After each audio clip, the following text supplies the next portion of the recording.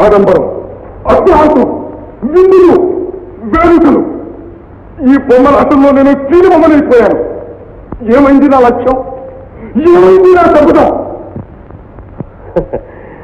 ఊడిపడ్డాడయ్యా నవీన యుగానికి ఒక అవతారమూర్తి.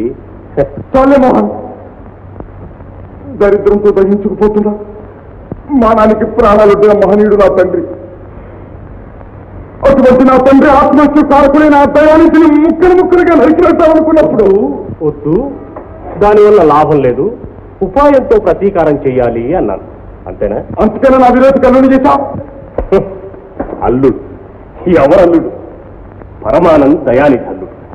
ఆనంద్ దయానిధి గర్భశత్రు. చాలే మోహన్, అది కాదురా బ్రదర్, నీ గర్భశత్రువు గౌరవానికి ఇప్పుడు నువ్వు గార్డియనమైనావు. అతని ధన మాన ప్రాణాలు ఇప్పుడు నీ పిడికిట్లో చిక్కాయి. ఇదిగో చదువుకో. ప్రతీకార ప్రణాళిక, రచన మదనమోహన పండితరాయలు ఆఫ్ విజ్ఞానపురి. దీన్ని అక్షరాల ఆచరించావా నీ తండ్రి ఆత్మకి శాంతి చేకూరుతుంది. చదువు. మొదటి ఆశ్వాసం అండజేరి గుండెజీరు.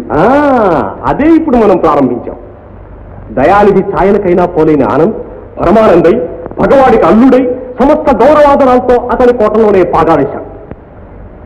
ఇప్పుడు మనం ప్రయోగించే ప్రతి అస్త్రం దయానిధి గుండెల్ని చీల్చేస్తుంది.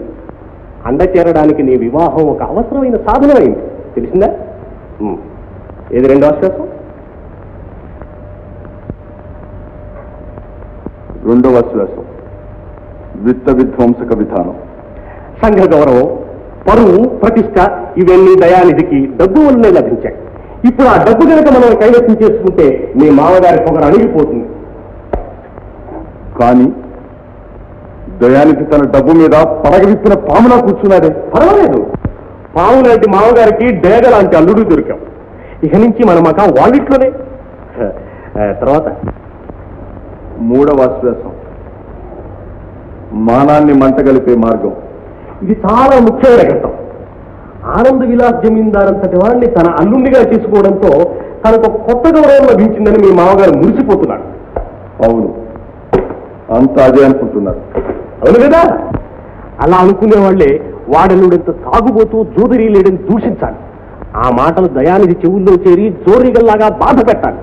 మీ మామ పరువు మట్టి పాలు కావాలి. అయితే నన్ను అలా గమ్మంటావా? అంతా నటనయ్యా, నటన. మనం ప్రారంభించబోయే విత్త విధ్వంసక విధానంలో సరసాదేవి ఒక సాధన. ఆమె దయానిధి గారి ఏకైక పుత్రిక, ప్రాణాలచనక. అలాంటి సరసాదేవి ఇప్పుడు నీ చేతిలో చిక్కింది. నువ్వు ఆమెను ఏం చేసినా అడ్డు లేదు, అప్పీలు లేదు. ఒకే దెబ్బకి రెండు పక్షులు. అమ్మాయి గారి కన్నీరు, అయ్యగారి డబ్బు గలగలారాల. నా పగ సాధించటానికి పాపం అమాయకురాలని అగచాట్లు పెట్టలేను మోహన్. గాలి తెలుస్తున్నావా ఆనంద్? నీ తండ్రి మీద ఆ కిరాతకుడు గాలి తెలిచారా? చెట్టుకు వేళ్లాడుతున్న నీ తండ్రి శవాన్ని గుర్తుకు తెచ్చుకో. నీ తండ్రి కంఠాన్ని నువ్వు వేసిన ఉరితాడిని జ్ఞాపకం.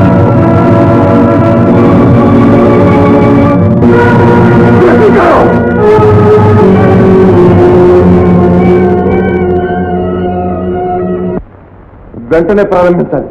ఎప్పుడో ప్రారంభించాం. ముఖ్యమైన ఘట్టాలన్నీ ముందే ఉన్నాయి. మనకి ముఖ్యంగా కావాల్సింది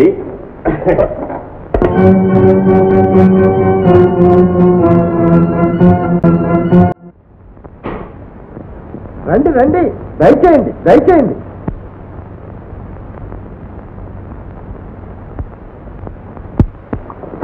సారు మన అల్లుడి గారు అది వస్తున్నారు సారు.